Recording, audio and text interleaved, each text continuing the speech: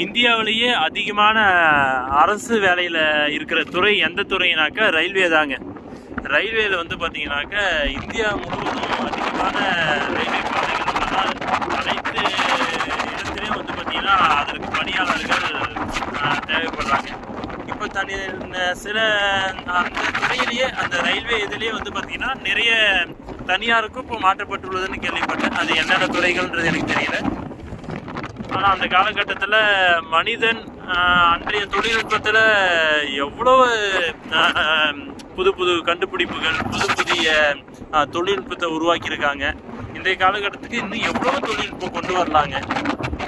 மனிதர்கள் முயற்சி செய்ய வேண்டும். எவ்வளோ பெரிய பாலம் பாருங்கள், ரயில்வே அதெல்லாம் அந்த காலத்து பாலங்க. வீடியோவில் தெரியுதான்னு தெரியல. இது முச்செடிகள் காடு போல் மறைச்சிக்கிச்சு. அந்த பக்கம் ஃபுல்லாகவே ரயில்வே பாதை தாங்க.